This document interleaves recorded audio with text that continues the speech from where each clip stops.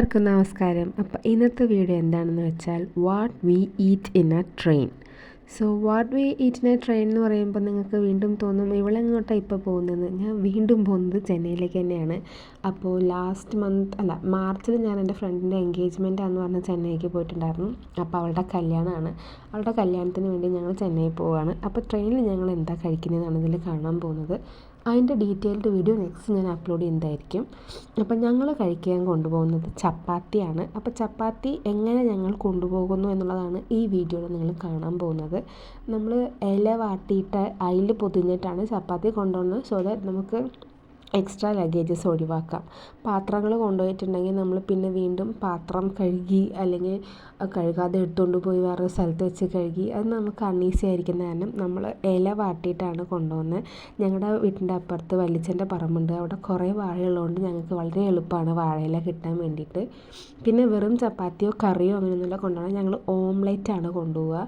Omelette ഒരു normal ഓംലെറ്റാണ്. അതിൽ ഉപ്പും മുളക് പൊടിയും സവോളയും മാത്രമാണ് ഇടുക. അതിട്ടിട്ട് നന്നായി ബീറ്റ് ചെയ്ത് നമ്മൾ മാറ്റി വയ്ക്കും.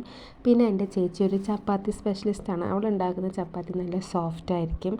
അവളുടെ മിക്സിങ് തന്നെ നല്ല ഇതായിരിക്കും. ഞാൻ ഉണ്ടാക്കുന്നതൊക്കെ ഒരാളെ എറിഞ്ഞാൽ കൊല്ലാൻ പറ്റുന്ന അത്രയ്ക്കുള്ളൊരു ചപ്പാത്തി ആയിരിക്കും. പക്ഷേ അവളുടെ നല്ല സോഫ്റ്റും നല്ലൊരു കഴിക്കാൻ നമുക്ക് നല്ലൊരു രസമുള്ളൊരു ചപ്പാത്തി ആയിരിക്കും അവൾ ഉണ്ടാക്കുന്നത്.